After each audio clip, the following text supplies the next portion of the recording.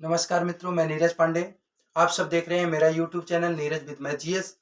आज मैं बड़ा खुश हूं मित्रों, और उसका वजह क्या है मैं बता दूं आपको कि आज इस 26 नवंबर 1949 में जो संविधान लागू हुआ था मित्रों, और आज वो उसकी कह सकते हैं कि माना जाए तो 73वां वर्ष हो रहा है। लेकिन मोदी जी के कार्यकाल में इसको संविधान दिवस के रूप में मनाया गया। उसके पहले राष्ट्रीय कानून दिवस के रूप में मनाया जाता था। इस 8वें संविधान दिवस के शुभ अवसर पे हमारे विद्यालय में प्रोग्राम हुआ। आप कह सकते हैं पीपल्स वॉइस संगठन के द्वारा, और उसमें क्या किया गया कि मुझे बेस्ट मंच संचालक के रूप में इस अवार्ड से सम्मानित किया गया। मित्रों, ये है भारत की उद्देशिका, और आज संविधान दिवस है, इसलिए मेरे लिए बड़े गौरव की बात है कि संविधान दिवस के शुभ अवसर पर इस कह सकते हैं कि पवित्र ग्रंथ की उद्देशिका से मुझे सम्मानित किया गया। मित्रों देखिए, ये इसमें उस संस्था का नाम भी लिखा है, पीपल्स वॉइस संगठन। तो मित्रों, मैं इस पीपल्स वॉइस संगठन के सभी कार्य मंत्रियों को, सभी सदस्यों को तहे दिल से बधाई देता हूं और उनका साधुवाद करता हूं। मित्रों, इसी के साथ मैं आज चूंकि बहुत रस से भर चुका हूं, आज इतनी खुशी मुझे मिली है, तो उस खुशी को मैं बयां करने के लिए अपने छात्रों के बीच एक नया चैप्टर लेके आया हूं मित्रों, कि आप भी रस से भर जाएं। आज मैं चैप्टर ही उठा लाया, रस, और रस एवं उसके अस्थाई भाव। मैं आज मित्रों इसकी चर्चा करूंगा, रस क्या होता है और अस्थाई भाव क्या होता है। आप सबको पता है, एक बार आप चाहें तो इसका स्क्रीनशॉट ले सकते हैं। देखिए मित्रों, रस क्या होता है और अस्थाई भाव क्या होता है, मैं यहाँ पे स्पष्ट पूरा लिख दिया हूं, कि जिससे अगर आपको इस वीडियो में पूरी मेरी बातें न समझ में आ सके तो आप लिखा हुआ पढ़ लें और उससे आपको समझ में आ जाए। मैं लिख दिया हूं कि रस होता क्या है। वैसे भी रस क्या होता है मित्रों, रस वह चीज होता है जब किसी चीज को हम देखें, किसी चीज को सुने और किसी चीज को पढ़ें और हमारे मन में एक अलग भाव उत्पन्न होता है, उसको हम क्या कहते हैं, रस कहते हैं। इसी को क्या लिखा गया है, काव्य को पढ़ने, सुनने या अभिनय को देखने पर, अभिनय देखने पर जो आनंद प्राप्त होता है उसे क्या कहते हैं मित्रों, रस कहते हैं। अर्थात किसी काव्य को देखने से, किसी काव्य को पढ़ने से, किसी काव्य को काव्य के अभिनय को देखने से क्या होता है, हमारे मन में जिस प्रकार का आनंद, जो आनंद प्राप्त होता है मित्रों, जिस आनंद की प्राप्ति होती है उसको हम क्या कहते हैं, रस कहते हैं। मित्रों, तो रस आपको विधिवत समझ में आया होगा। मित्रों, उसके बाद रस के बाद इसके क्या होते हैं, अस्थाई भाव। मित्रों,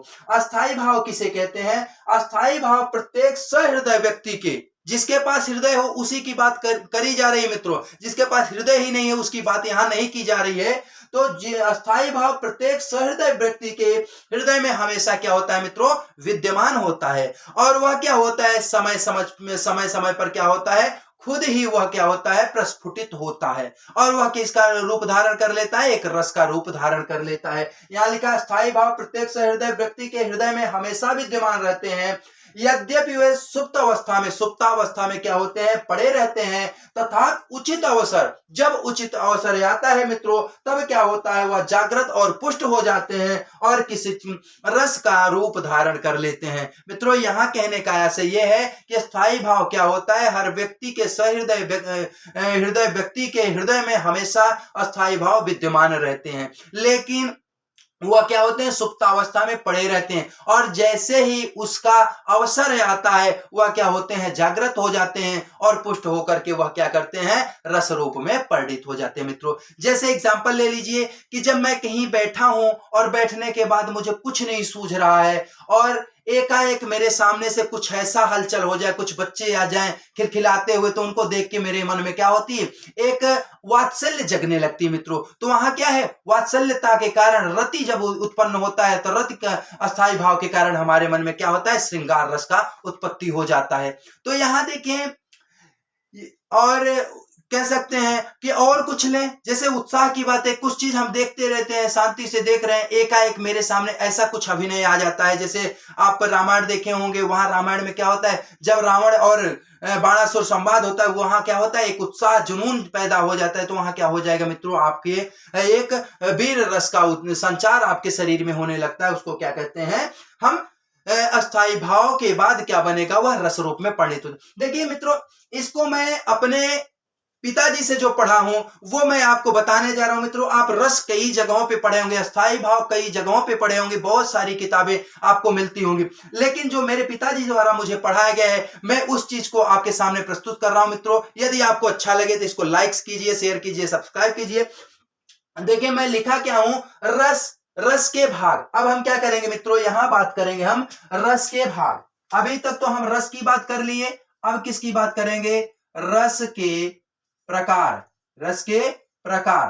तो देखिए मित्रों रस के प्रकार कितने होते हैं, रस के प्रकार वास्तव में तो अगर देखा जाए भरत मुनि के नाट्य शास्त्र में देखा जाए तो वहां केवल 8 रसों की चर्चा की गई है, लेकिन एक है आचार्य अभिनव गुप्त, एक है आचार्य अभिनय गुप्त, उन्होंने कहा है नमो अपि शांतो रस, अर्थात 9वां रस क्या होगा, शांत रस होगा। तो आचार्य अभिनय गुप्त के अनुसार रसों की संख्या कितनी हुई, 9। लेकिन बात करें भरत मुनि की, तो भरत मुनि ने अपने का नाट्य शास्त्र में केवल 8 ही रसों की चर्चा किया है मित्रों। तो देखिए यहाँ पे 9 रस अगर हो गए तो 9 रस को कैसे हम याद करें, चूंकि ये अक्सर हमें भूल जाता है कि कौन सा रस है, इसका अस्थाई भाव क्या है। इसको मैं एक सूत्र में मेरे पिताजी ने पिरोया है और उसको मैं आपके सामने प्रस्तुत कर रहा हूं। इसको अगर हम याद करें मित्रों, श्रृंगार वीर हास्यम च रौद करुण भयानक विभत्स अद्भुत शांतस्य एते नौ रसादयः। मित्रों क्या लिखा है कि श्रृंगार वीर हास्यम च रौद करुण भयानक विभत्स अद्भुत शांतस्य एते नौ रसादयः।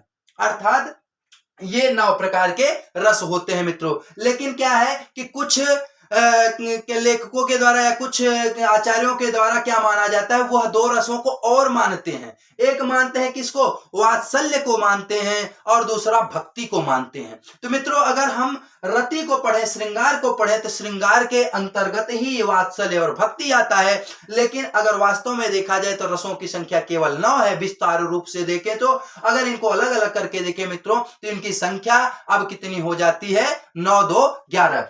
तो मित्रों यहाँ श्रृंगार वीर हास्यम च रौद करुण भयानक विभत्स अद्भुत शांतस्य एते नौ रसादयः, ये आपके 9 रस हो गए मित्रों। अब इसी सीरियल से, इसी क्रम से हमें अस्थाई भाव भी तो याद होने चाहिए, जिससे कि हम एक श्लोक ये याद रखें, दूसरा ये याद रखें, हमें 9 के 9 रस याद हो जाए। अब अस्थाई भाव की बात करें मित्रों तो इसका क्या होता है, रति उत्साहासम च, रति उत्साहासम च क्रोध शोक तथा भयम जुगुप्सा विस्मय निर्वेद, जुगुप्सा विस्मय निर्वेद एते 9 स्थायी भाव।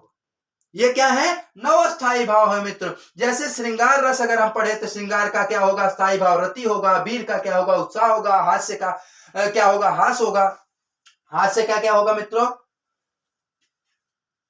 हासम, यहां हासम रहेगा। तो यहाँ उत्साह का, हास्यम का, हास्य का क्या होगा, हास होगा, रौद्र का मित्रों क्रोध होगा, करुण का क्या होगा, शोक होगा, भयानक का क्या होगा, भय होगा, और विभत्स का क्या होगा, जुगुप्सा होगी, और शांत अद्भुत का मित्रों विस्मय होगा, और शांत का क्या हो जाएगा, निर्वेद अस्थाई भाव हो जाएगा। इस प्रकार से आपको ये बहुत आसानी से एक श्लोक रट लीजिए। आप पूरे जिंदगी के लिए मित्रों रस को पढ़ना ही भूल जाइए। एक श्लोक में पूरा आपका रस और एक श्लोक में पूरा आपका स्थाई भाव रट जाएगा मित्रों। मैं वादा करता हूं, चूंकि मुझे याद है जब मैं कक्षा 6 में पढ़ रहा था तो मैं अपने बड़े भाई के साथ पढ़ता था। मेरे बड़े भैया उस समय कक्षा 10 में पढ़ा करते थे और हम दोनों जब बैठ के पढ़ा करते थे, मेरे पिताजी भैया को ये पढ़ाए थे, मुझे नहीं पढ़ाए थे, क्योंकि मैं उस समय 6 में था मित्रों, और भैया को पढ़ा रहे थे। उस समय मैं इसको सुना था और आज तक मुझे ये याद है।